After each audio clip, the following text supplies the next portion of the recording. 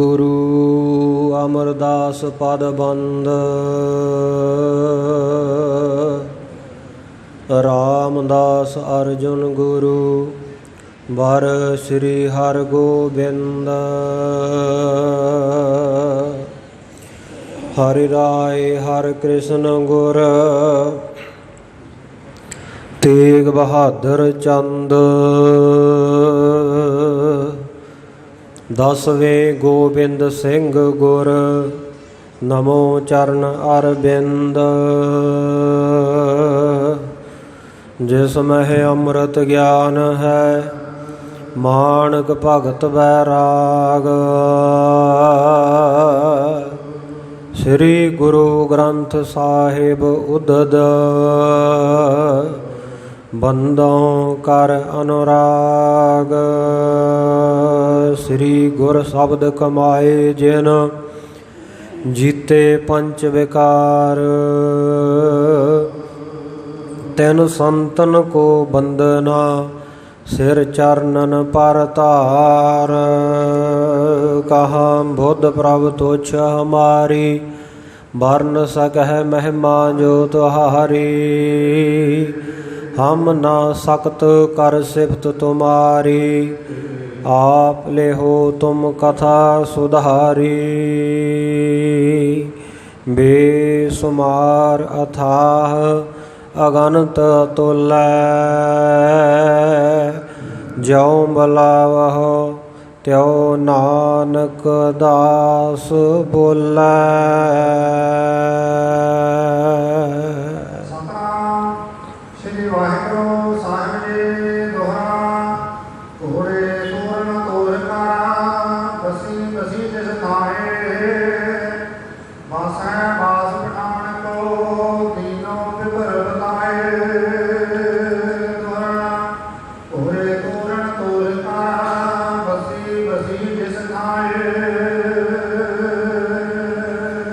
वाहिगुरु जी का खालसा वाहिगुरु जी की फतेह। सतगुरां दी साजी नवाजी गुरु प्यारी गुरु सवारी साध संगत जीओ। जुगो जुग अटल गुरता गद्दी ते शुभाए मान। दसां पातशाहियां दी आत्मक जोत बाणी गुरु शब्द गुरु धन धन हजूरे अनवर पातशाह सतगुरु श्री गुरु ग्रंथ साहिब महाराज सच्चे पातशाह जी की पावन पवित्र हजूरी अंदर बैठ के गुरु की किरपा नूं प्राप्त कर रहे हो।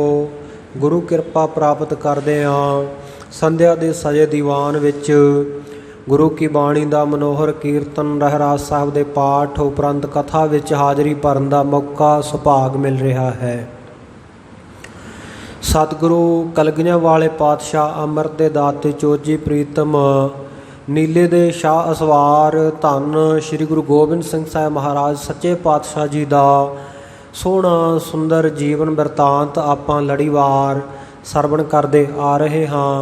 सतगुरु जी के पवित्र जीवन दे विचों बीते कल आपां सरवण कीता कि सतगुरु सच्चे पातशाह जी दे सैदा बेग जिहड़ा चढ़ाई करके आया सी सतगुरु जी ते पहाड़ी राजिਆਂ दे वल्लों भेजिया होया वो सतगुरु जी की शरण आ गया। गुरु के दरबार विच रहन लग्या। पहाड़ी राजिਆਂ की सारी साजिश उहने दसी कि सतगुरु जी किवें उपरों उपरों आप जी दे नाल सुलह सफाइयां दीयां गल्लां करदे रहिंदे आ पर अंदरों अंदरी इन्ने कुड़दे आ इन्नी ईरखा रखते आ कि सानू पैसे दे के लालच दे के तुहाडे ते चढ़ाई करा के लिआंदा कि गुरु नूं उत्थों खदेड़ दिओ भजा दिओ जां मार दिओ साडे रस्ते दा रोड़ा हट जावे।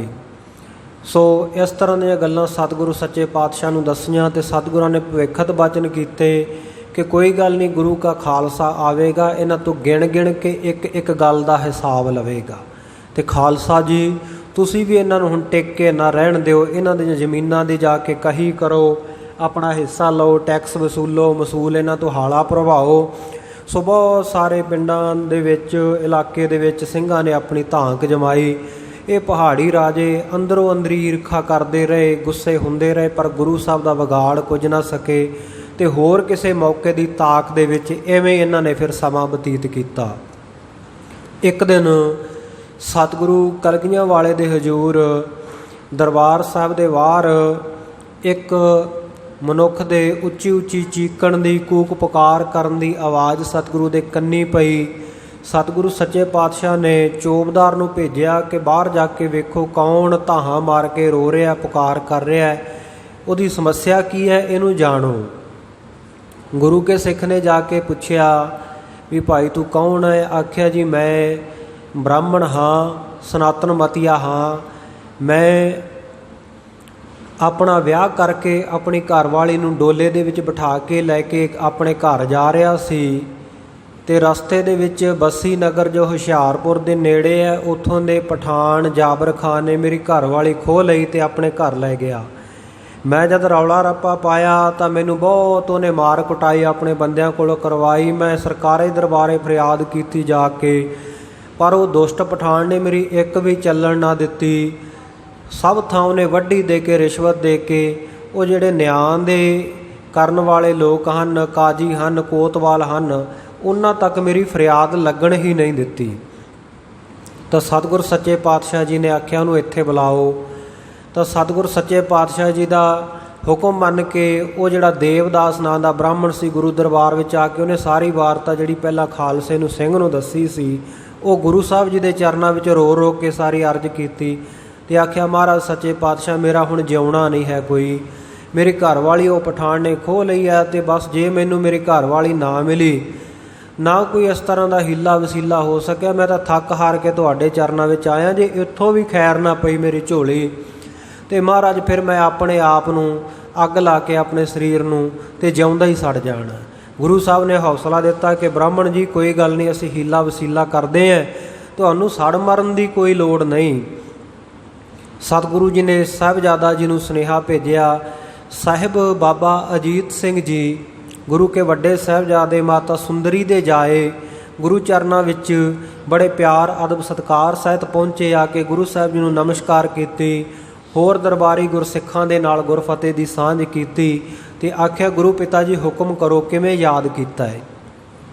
ਤਾਂ ਸਤਿਗੁਰਾਂ ਨੇ ਆਖਿਆ ਕਿ ਆਹ ਦੇਵਦਾਸ ਬ੍ਰਾਹਮਣ ਜਿਹੜਾ ਖੜਾ ਹੈ, ਇਹਦੀ ਘਰਵਾਲੀ ਜਾਬਰ ਖਾਂ ਪਠਾਨ ਨੇ ਖੋਹ ਲਈ ਹੈ, ਬਸੀ ਨਗਰ ਵਿੱਚ ਹੁਸ਼ਿਆਰਪੁਰ ਦੇ ਉਹ ਨੇੜੇ ਰਹਿੰਦਾ ਹੈ, ਅਤੇ ਤੁਸੀਂ ਜਾਓ ਚੰਗਾ ਵਧੀਆ ਬਲੀ ਘੋੜਾ ਲੈ ਕੇ ਉਹਦੇ 'ਤੇ ਅਸਵਾਰੀ ਕਰੋ, ਨਾਲ ਕੋਈ 100 ਸਿੰਘਾਂ ਦਾ ਜੱਥਾ ਲੈ ਲਓ, ਅਤੇ ਸਾਰੇ ਸਿੰਘ ਚੰਗੇ ਹਥਿਆਰ ਲੈ ਕੇ ਜਾਓ, ਚੰਗੇ ਸ਼ਸਤਰ, ਚੰਗੇ ਤੀਰ ਕਮਾਨ, ਚੰਗੇ ਨੇਜੇ ਭਾਲੇ, ਕਿਰਪਾਨਾਂ, ਸਭ ਕੁਝ ਬੰਦੂਕਾਂ ਆਪਣਾ ਚੰਗੀ ਤਰ੍ਹਾਂ ਪ੍ਰਬੰਧ ਕਰਕੇ ਜਾਓ, ਅਤੇ ਉਹਨੂੰ ਜਿਹੜਾ ਜਾਬਰ ਖਾਂ ਪਠਾਨ ਹੈ ਉਹਨੂੰ ਵੀ ਫੜ ਕੇ ਲੈ ਕੇ ਆਓ, ਅਤੇ ਇਹਦੀ ਘਰਵਾਲੀ ਵੀ ਬਾਇਜ਼ਤ ਇਹਦੇ ਘਰ ਪਹੁੰਚਦੀ ਕਰੋ। ਸਤਿਗੁਰ ਸੱਚੇ ਪਾਤਸ਼ਾਹ ਨੇ ਜਦੋਂ ਇਹ ਹੁਕਮ ਕੀਤਾ, ਗੁਰੂ ਕੇ ਸਿੱਖਾਂ ਨੇ ਉਸੇ ਵੇਲੇ ਘੋੜਿਆਂ 'ਤੇ ਕਾਠੀਆਂ ਪਾ ਲਈਆਂ, ਚੰਗੇ ਸ਼ਸਤਰ, ਚੌੜੇ ਜਿਹੜੇ ਫਾਲਿਆਂ ਵਾਲੇ ਤੀਰ ਵਗੈਰਾ ਸੀ ਉਹ ਲਏ, ਚੰਗੇ ਧਨੁਸ਼ ਚੁੱਕ ਲਏ, ਕਿਉਂਕਿ ਹਥਿਆਰ ਗੁਰੂ ਕੇ ਪਿਆਰਿਓ, ਗੁਰੂ ਕੇ ਖਾਲਸੇ ਨੂੰ ਹਮੇਸ਼ਾ ਚੰਗਾ ਹੀ ਰੱਖਣਾ ਚਾਹੀਦਾ ਹੈ। ਸਤਿਗੁਰ ਨੇ ਜਿੱਥੇ ਗੁਰੂ ਕੀ ਬਾਣੀ ਨੂੰ ਸਾਡਾ ਗੁਰੂ ਦਾ ਦਰਜਾ ਦਿੱਤਾ ਹੈ, ਬਾਣੀ ਗੁਰੂ, ਗੁਰੂ ਹੈ ਬਾਣੀ, ਵਿੱਚ ਬਾਣੀ ਅੰਮ੍ਰਿਤ ਸਾਰੇ, ਉੱਥੇ ਨਾਲ ਦੀ ਨਾਲ ਸ਼ਸਤਰ ਜਿਹੜੇ ਹਥਿਆਰ ਹੈ ਇਹ ਵੀ ਸਾਨੂੰ ਪੀਰਾਂ ਦੇ ਰੂਪ ਵਿੱਚ ਬਖਸ਼ਿਸ਼ ਕੀਤੇ ਹੈ। ਗੁਰੂ ਕੀ ਬਾਣੀ ਦਾ ਵੀ ਗੁਰੂ ਕੇ ਸਿੱਖ ਨੇ ਸਤਿਕਾਰ ਕਰਨਾ ਹੈ, ਅਤੇ ਜਿਹੜੇ ਹਥਿਆਰ ਹੈ, ਸ਼ਸਤਰ ਹੈ, ਇਹਨਾਂ ਦੀ ਵੀ ਪੂਜਾ ਪੀਰ ਸਮਝ ਕੇ ਕਰਨੀ ਹੈ। ਅਸ ਕਿਰਪਾਨ ਖੰਡੋ ਖੜਗ ਤੁਪਕ ਤਬਰ ਅਰ ਤੀਰ ਸਾਹਿਬ ਸਰੋਹੀ ਸਹਿਥੀ ਯਹ ਹਮਾਰੇ ਪੀਰ। ਜਿਤੇ ਸ਼ਸਤਰ ਨਾਮੰ ਨਮਸਕਾਰ ਤਾਮੰ, ਜਿਤੇ ਅਸਤਰ ਭੇਯੰ ਨਮਸਕਾਰ ਤੇਯੰ, ਕਿਰਪਾਨ ਪਾਨ ਧਾਰਿਯੰ ਕਰੋੜ ਪਾਪ ਟਾਰਿਯੰ। ਚੰਗੇ ਤੋਂ ਚੰਗਾ ਹਥਿਆਰ ਗੁਰੂ ਕਾ ਸਿੱਖ ਰੱਖੇ। ਸੰਤ ਗਿਆਨੀ ਕਰਤਾਰ ਸਿੰਘ ਜੀ ਖਾਲਸਾ ਭਿੰਡਰਾਂ ਵਾਲੇ ਮਹਾਂਪੁਰਖ ਦਮਦਮੀ ਟਕਸਾਲ ਦੇ 13ਵੇਂ ਮੁਖੀ ਇੱਕ ਦਿਨ ਗੁਰਦੁਆਰਾ ਗੁਰਦਰਸ਼ਨ ਪ੍ਰਕਾਸ਼ ਚੌਂਕ ਮਹਿਤਾ, ਜੋ ਦਮਦਮੀ ਟਕਸਾਲ ਦਾ ਮੌਜੂਦਾ ਸਮੇਂ ਵਿੱਚ ਕੇਂਦਰੀ ਅਸਥਾਨ ਹੈ, ਉੱਥੇ ਛੱਤ ਦੇ ਉੱਤੇ, ਲੰਗਰ ਹਾਲ ਦੀ ਛੱਤ ਦੇ ਉੱਤੇ ਘੁੰਮਦੇ ਸਨ, ਅਤੇ ਕੋਲ ਕੁਝ ਜਥੇ ਦੇ ਸਿੰਘ, ਉਹਨਾਂ ਨੇ ਆ ਕੇ ਬੇਨਤੀ ਕੀਤੀ ਕਿ ਮਹਾਂਪੁਰਖੋ, ਇੱਕ ਪਾਸੇ ਆਪ ਜੀ ਨੇ ਆ ਝੂਠੇ ਜਿਹੜੇ ਨਕਲੀ ਨਿਰੰਕਾਰੀ ਹੈ ਇਹਨਾਂ ਦੇ ਵਿਰੁੱਧ ਮੋਰਚਾ ਲਾਇਆ ਹੋਇਆ, ਆਪ ਜੀ ਡਟ ਕੇ ਪ੍ਰਚਾਰ ਕਰਦੇ ਹੋ ਕਿ ਇਹ ਗੁਰੂ ਕੇ ਨਿੰਦਕ ਹੈ, ਦੇਹਧਾਰੀ ਪ੍ਰਥਾ ਸਿੱਖ ਧਰਮ ਵਿੱਚ ਨਹੀਂ ਹੋਣੀ ਚਾਹੀਦੀ। ਅਸਲ ਨਿਰੰਕਾਰੀ ਤਾਂ ਗੁਰੂ ਨਾਨਕ ਦੇਵ ਮਹਾਰਾਜ ਸੱਚੇ ਪਾਤਸ਼ਾਹ ਨਿਰੰਕਾਰ ਦਾ ਸਰੂਪ ਹਨ। ਤੇ ਇਹ ਐਵੇਂ ਟਕਵਾਂਜੇ ਇਹਨਾਂ ਨੇ ਫੜਿਆ ਹੋਇਆ, ਐਵੇਂ ਕੰਨਾਂ 'ਚ ਮੰਤਰ ਦੇ ਕੇ ਆਪ ਗੁਰੂ ਕਹਾਉਣ ਲੱਗੇ ਹੋਏ ਆ। ਤੁਸੀਂ ਸਟੇਜਾਂ ਦੇ ਉੱਤੇ ਖੁੱਲ੍ਹ ਕੇ ਬੋਲਦੇ ਹੋ। ਤੇ ਮਹਾਂਪੁਰਖੋ ਦੂਜੇ ਪਾਸੇ ਆਪ ਜੀ ਸਿਰਫ ਪੰਜਾਬ ਸਰਕਾਰ ਨਹੀਂ ਬਲਕਿ ਕੇਂਦਰ ਦੀ ਸਰਕਾਰ ਦੇ ਉੱਤੇ ਵੀ ਸਿੱਧੇ ਨਿਸ਼ਾਨੇ ਲਾਉਂਦੇ ਹੋ, ਸਿੱਧੀਆਂ ਉਹਨਾਂ ਨੂੰ ਚੁਭਣ ਵਾਲੀਆਂ ਗੱਲਾਂ ਕਹਿੰਦੇ ਹੋ। ਤੇ ਮਹਾਂਪੁਰਖੋ ਇਹ ਦੋਵੇਂ ਪਾਸੇ ਵਿਰੋਧਤਾ ਕਰਕੇ ਆਪਣਾ ਕਿਵੇਂ ਸਰੇਗਾ? ਤੇ ਆਪ ਜੀ ਕਿਰਪਾ ਕਰੋ ਵੀ ਥੋੜ੍ਹਾ ਠੰਡ ਰੱਖਿਆ ਕਰੋ। ਸਿੰਘਾਂ ਨੇ ਸਹਿਜ ਸੁਭਾਏ ਬਚਨ ਕੀਤੇ। ਤੇ ਮਹਾਂਪੁਰਖ ਸੰਤ ਗਿਆਨੀ ਕਰਤਾਰ ਸਿੰਘ ਜੀ ਖਾਲਸਾ ਦਮਦਮੀ ਟਕਸਾਲ ਦੇ 13ਵੇਂ ਮੁਖੀ, ਉਹਨਾਂ ਨੇ ਉਸ ਵੇਲੇ ਬਚਨ ਕੀਤਾ। ਕਹਿਣ ਲੱਗੇ, ਖਾਲਸਾ ਜੀ ਤੁਸੀਂ ਕਹਿੰਦੇ ਮੇਰੇ ਗਰਮ ਹੋਣ ਦੀਆਂ ਗੱਲਾਂ ਕਰਦੇ ਹੋ, ਕਹਿੰਦੇ ਵੇਖੀ ਜਾਇਓ ਜਿਹੜਾ ਮੇਰੇ ਤੋਂ ਅਗਲਾ ਮੁਖੀ ਆਵੇਗਾ ਨਾ ਉਹ ਤਾਂ ਮੇਰੇ ਤੋਂ ਵੀ ਜ਼ਿਆਦਾ ਗਰਮ ਹੋਵੇਗਾ। ਵੇਖਿਓ ਇਹਨਾਂ ਦੇਹਧਾਰੀ ਗੁਰੂਆਂ ਦੀਆਂ ਤੇ ਸਰਕਾਰ ਦੀਆਂ ਕਿਵੇਂ ਭਾਜੜਾਂ ਪਵਾਉਂਦਾ ਹੈ। ਤੇ ਉਸ ਵੇਲੇ ਨਾ ਗੁਰਮੁਖੋ ਕੁਦਰਤੀ ਸੰਤਾਂ ਦੇ ਗੜਵਈ ਭਾਈ ਗੁਰਮੁਖ ਸਿੰਘ ਜੀ, ਉਹਨਾਂ ਨੇ ਲਾਇਸੈਂਸ ਬਣਵਾਇਆ ਆਪਣਾ ਹਥਿਆਰਾਂ ਦਾ। ਤੇ ਉਸ ਦਿਨ ਨਵਾਂ ਪਿਸਤੌਲ ਲੈ ਕੇ ਆਏ ਸਨ। ਤੇ ਸ਼ਰਧਾ ਭਾਵਨਾ ਦੇ ਨਾਲ ਮਹਾਂਪੁਰਖਾਂ ਦੇ ਕੋਲ ਆ ਗਏ।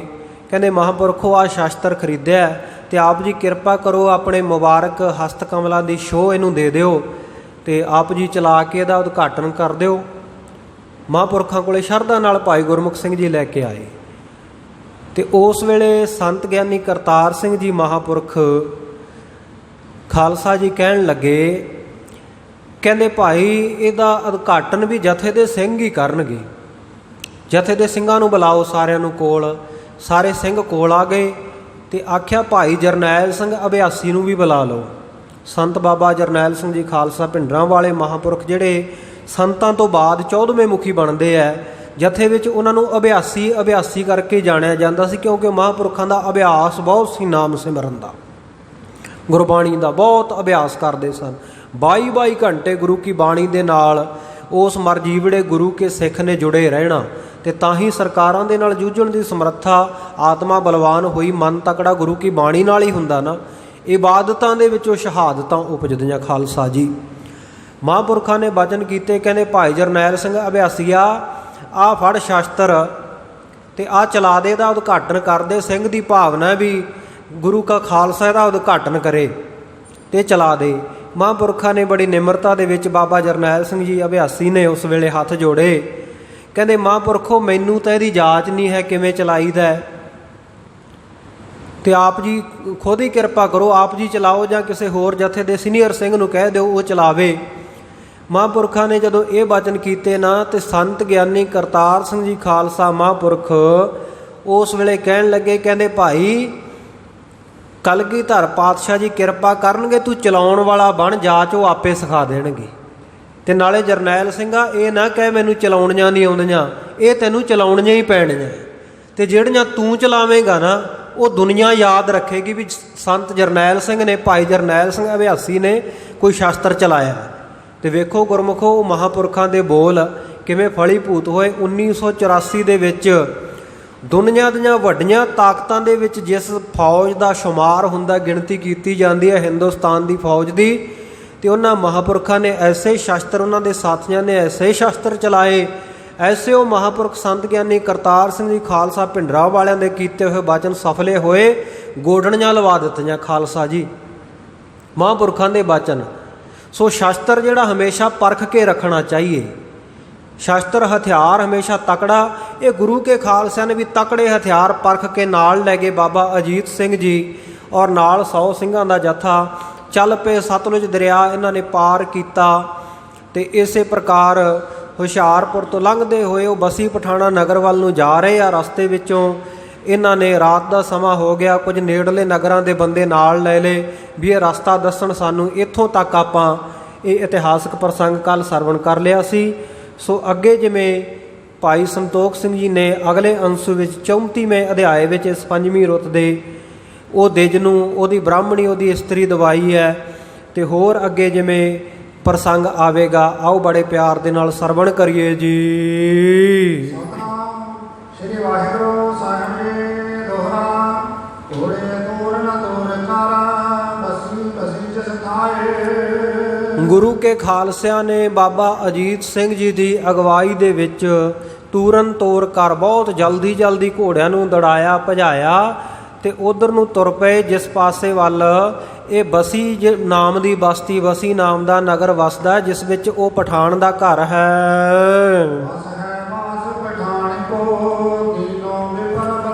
ਦੇਵਦਾਸ ਬ੍ਰਾਹਮਣ ਜੀ ਦੀ ਘਰ ਵਾਲੀ ਖੋਈ ਸੀ, ਉਹ ਵੀ ਬਾਬਾ ਅਜੀਤ ਸਿੰਘ ਜੀ ਦੇ ਜਥੇ ਦੇ ਨਾਲ ਜਾ ਰਿਹਾ ਹੈ।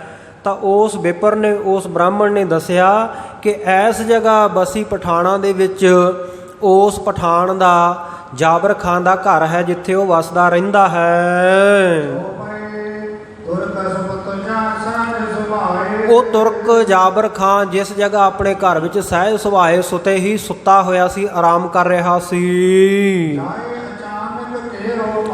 ਜਾ ਕੇ ਉਹਦੇ ਘਰ ਨੂੰ ਅਚਨਚੇਤੀ ਗੁਰੂ ਕੇ ਖਾਲਸੇ ਨੇ ਘੇਰਾ ਪਾ ਲਿਆ। ਸਾਰੇ ਪਿੰਡ ਦੇ ਜਿੰਨੇ ਵੀ ਹੋਰ ਖਾਨ ਮੁਗਲ ਸਨ, ਇੱਕਦਮ ਇੰਨੇ 100 ਸਿੰਘਾਂ ਦੇ ਜਥੇ ਨੂੰ, ਗੁਰੂ ਕੀ ਫੌਜ ਨੂੰ, ਖਾਲਸੇ ਨੂੰ ਆਇਆ ਵੇਖ ਕੇ ਹੈਰਾਨ ਅਚਰਜ ਹੋ ਗਏ। ਕਈ ਤਾਂ ਡਰਦੇ ਮਰਦੇ ਡਰਦੇ ਮਾਰੇ ਉਹ ਦੁਰ ਗਏ, ਲੁਕ ਗਏ, ਛਿਪ ਗਏ, ਤੇ ਕਈ ਆ ਕੇ ਸਿੰਘਾਂ ਨੂੰ ਪੁੱਛਣ ਲੱਗੇ, ਤੇ ਕਈ ਦਾ ਪਾ ਕੇ, ਦਾ ਜਾ ਬਚਾ ਕੇ, ਅੱਖ ਬਚਾ ਕੇ ਭੱਜ ਗਏ ਪਿੰਡ ਦੇ ਵਿੱਚੋਂ, ਪਿੰਡ ਹੀ ਛੱਡ ਗਏ। ਕਈਆਂ ਨੇ ਆ ਕੇ ਹੱਥ ਜੋੜ ਕੇ ਆਖਿਆ ਕਿ ਗੁਰੂ ਕੇ ਖਾਲਸਾ ਜੀ, ਸਾਡਾ ਤਾਂ ਕੋਈ ਕਸੂਰ ਨਹੀਂ, ਬਾਕੀ ਪਿੰਡ ਵਾਲਿਆਂ ਦਾ। ਹਾਂ, ਕਹਿੰਦੇ ਦੋਸ਼ੀ ਹੈ ਜਿਹੜਾ ਜਾਬਰ ਖਾਂ ਪਠਾਨ ਜੀ ਨੇ ਕੁਕਰਮ ਕੀਤਾ, ਮਾੜੀ ਗੱਲ ਕੀਤੀ ਹੈ। ਪਠਾਨ, ਇਹ ਬ੍ਰਾਹਮਣ ਦੀ ਘਰ ਵਾਲੀ ਉਸ ਪਠਾਨ ਨੇ ਆਪਣੇ ਘਰੇ ਰੱਖ ਲਈ ਹੈ, ਉਹਦੇ ਡੋਲੇ ਵਿੱਚੋਂ ਕੱਢ ਕੇ, ਉਹਦਾ ਕਸੂਰ ਹੈ, ਉਹ ਦੋਸ਼ੀ ਹੈ। ਦੋਖੀ ਤਜੋ ਗਹਿ ਕੇ ਮਾਰੋ, ਤੁਸੀਂ ਉਹਨੂੰ ਭਾਵੇਂ ਛੱਡੋ ਤੇ ਭਾਵੇਂ ਮਾਰੋ, ਪਰ ਸਾਨੂੰ ਕੁਝ ਨਾ ਆਖੋ। ਥੋੜੀ ਬਹੁਤੀ ਤਾਂ ਚਲੋ ਖੈਰ ਜਿਹੜੇ ਉਹਦੇ ਬੰਦੇ ਸੀ ਉਹਨਾਂ ਨਾਲ ਝੜਪ ਹੋਈ ਗੁਰੂ ਕੇ ਖਾਲਸੇ ਦੀ, ਪਰ ਬਹੁਤ ਸਾਰੇ ਨਗਰ ਨਿਵਾਸੀ ਜਿਹੜੇ ਖਾਨ ਪਠਾਨ ਸਨ, ਪਠਾਣਾ ਦਾ ਨਗਰ ਸੀ ਸਾਰੀ ਇਹ ਬਸਤੀ ਬਸੀ, ਸੋ ਉਹਨਾਂ ਨੇ ਗੁਰੂ ਕੇ ਖਾਲਸੇ ਦੇ ਅੱਗੇ ਕਿਸੇ ਨੇ ਕੋਈ ਸ਼ਸਤਰ ਹਥਿਆਰ ਨਾ ਉਠਾਇਆ। ਗੁਰੂ ਕੇ ਖਾਲਸੇ ਨੇ ਸਹਿਜੇ ਹੀ ਉਹ ਘਰ ਵਿੱਚ ਦਾਖਲ ਹੋਏ ਤੇ ਪਠਾਨ ਨੂੰ ਬੰਨ੍ਹ ਲਿਆ। ਬਾਬਾ ਅਜੀਤ ਸਿੰਘ ਜੀ ਦੀ ਅਗਵਾਈ ਦੇ ਵਿੱਚ ਤੇ ਨਾਲ ਲੈ ਕੇ ਚੱਲ ਪਏ। ਦਿਜਨੀ ਜਿਹੜੀ ਬ੍ਰਾਹਮਣੀ ਸੀ ਦੇਵਦਾਸ ਦੀ ਘਰ ਵਾਲੀ, ਉਹਨੂੰ ਇੱਕ ਘੋੜੇ ਤੇ ਬਿਠਾ ਲਿਆ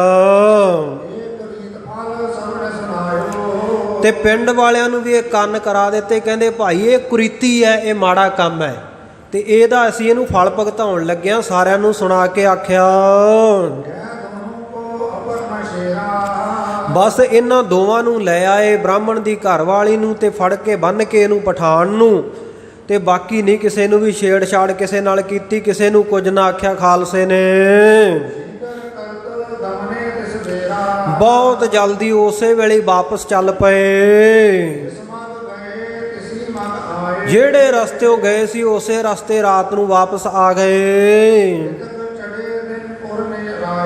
ਹਾਂ, ਥੋੜਾ ਜਿਹਾ ਦਿਨ ਦਾ ਚੜ੍ਹਾਅ ਹੋ ਗਿਆ ਸੀ ਤੇ ਉਸ ਵੇਲੇ ਅਨੰਦਪੁਰ ਸਾਹਿਬ ਦੇ ਨੇੜੇ ਪਹੁੰਚੇ। ਜਦੋਂ ਬਾਬਾ ਅਜੀਤ ਸਿੰਘ ਜੀ ਇਹ ਬ੍ਰਾਹਮਣ ਨੂੰ, ਇਹਦੇ ਘਰ ਵਾਲੀ ਨੂੰ, ਜਥੇ ਦੇ ਸਿੰਘਾਂ ਨੂੰ ਨਾਲ ਲੈ ਕੇ ਤੇ ਫੜੇ ਹੋਏ ਦੋਸ਼ੀ ਜਾਬਰ ਖਾਨ ਨੂੰ ਨਾਲ ਲੈ ਕੇ ਸਤਿਗੁਰ ਸਾਹਿਬ ਮਹਾਰਾਜ ਸੱਚੇ ਪਾਤਸ਼ਾਹ ਜੀ ਦੇ ਦਰਬਾਰ ਵਿੱਚ ਸਭਾ ਵਿੱਚ ਆਏ, ਇਹਨਾਂ ਦੋਵਾਂ ਨੂੰ ਵੀ ਨਾਲ ਲੈ ਕੇ ਪਹੁੰਚ ਗਏ।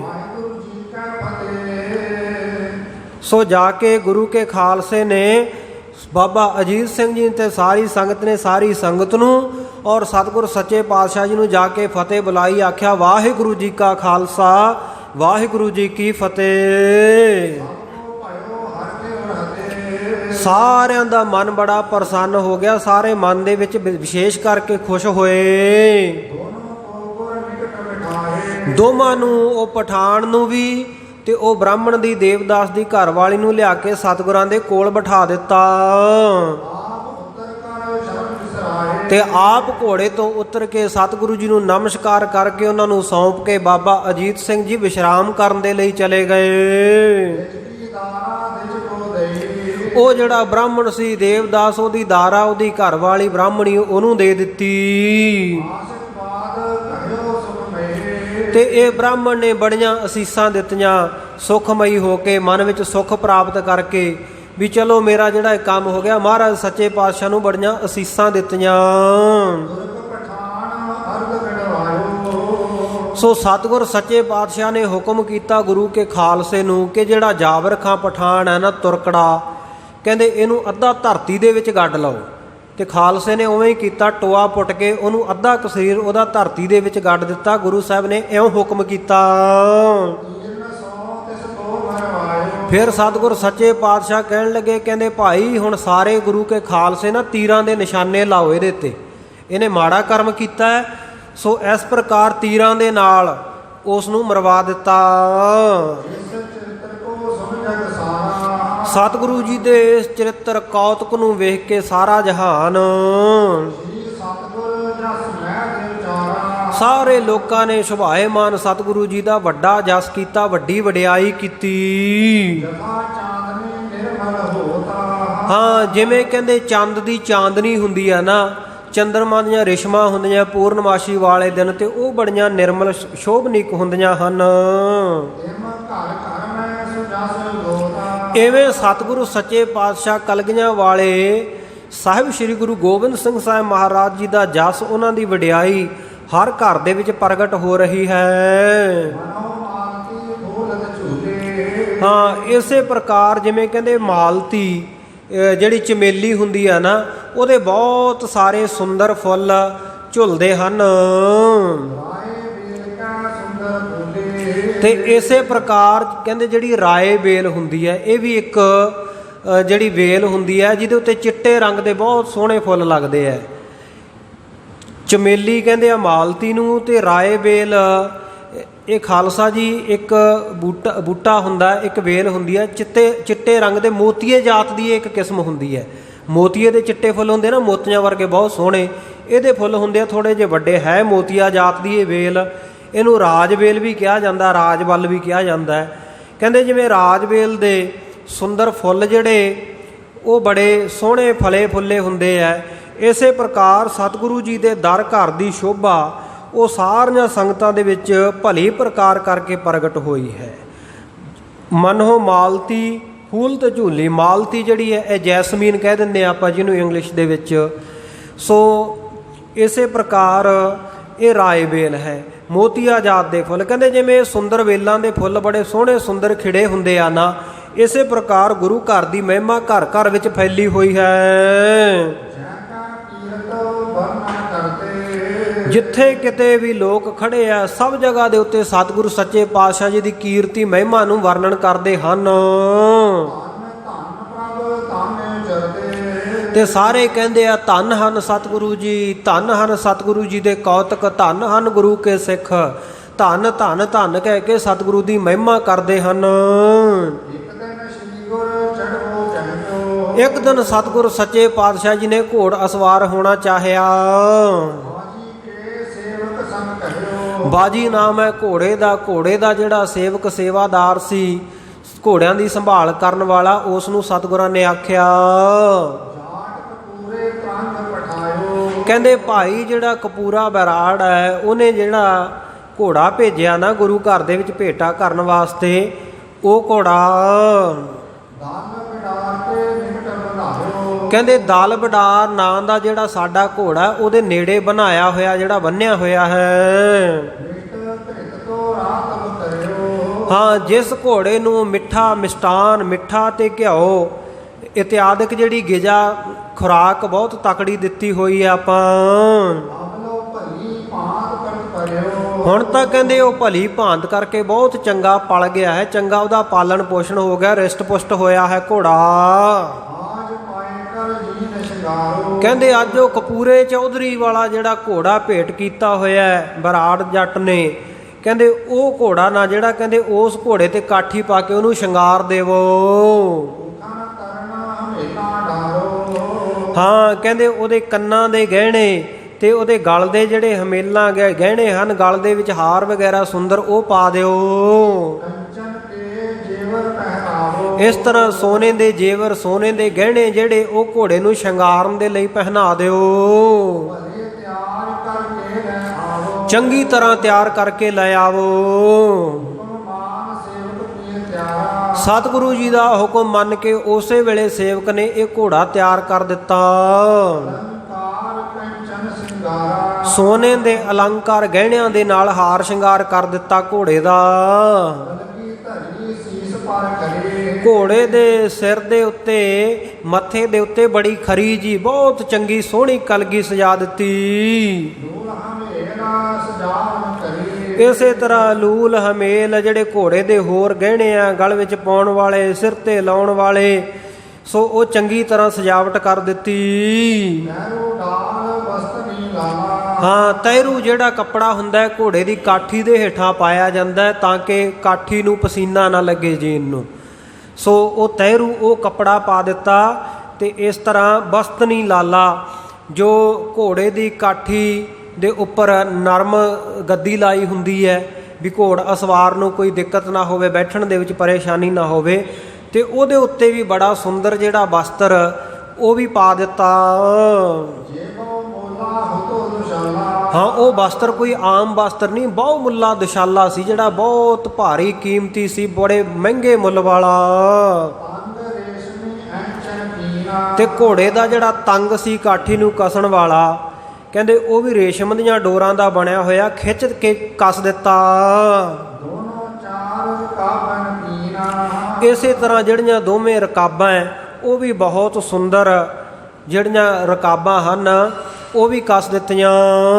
ਕੌਕਾ ਦੇ ਕਰ ਲਿਆਇਓ ਤਹਾਂ ਹਾਂ ਕਵਕਾ ਦੇ ਕੇ ਘੋੜੇ ਨੂੰ ਲਗਾਮ ਦੇ ਕੇ ਕੜਿਆਲਾ ਪਾ ਕੇ ਤੇ ਉਹ ਲਗਾਮ ਫੜ ਕੇ ਗੁਰੂ ਕਾ ਸਿੱਖ ਲੈ ਆਇਆ ਉੱਥੇ ਪ੍ਰਭੂ ਵਿਰਾਜਾਂ ਬੈਠੇ ਜਹਾਂ ਜਿੱਥੇ ਪ੍ਰਭੂ ਪਰਮੇਸ਼ਰ ਸਰੂਪ ਸਤਿਗੁਰੂ ਸ੍ਰੀ ਗੁਰੂ ਗੋਬਿੰਦ ਸਿੰਘ ਸਾਹਿਬ ਮਹਾਰਾਜ ਵਿਰਾਜ ਰਹੇ ਹਨ, ਬੈਠੇ ਸ਼ੋਭਨੀਕ ਹੋ ਰਹੇ ਹਨ। ਲੋਕਨ ਕਰ ਸੁੰਦਰ ਘੋੜਾ ਇਸ ਤਰ੍ਹਾਂ ਹਾਰ ਸ਼ਿੰਗਾਰ ਕੀਤਾ ਹੋਇਆ ਸੁੰਦਰ ਘੋੜਾ ਵੇਖ ਕੇ ਸੇਵਾ ਕਰੇ ਭਇਓ ਤਨ ਜੋਰਾ ਉਸ ਵੇਲੇ ਸੇਵਾਦਾਰ ਨੇ ਆ ਕੇ ਮਹਾਰਾਜ ਸੱਚੇ ਪਾਤਸ਼ਾਹ ਜੀ ਨੂੰ ਹੱਥ ਜੋੜੇ, ਸੇਵਾ ਕਰੇ ਭਇਓ ਤਨ ਜੋਰਾ।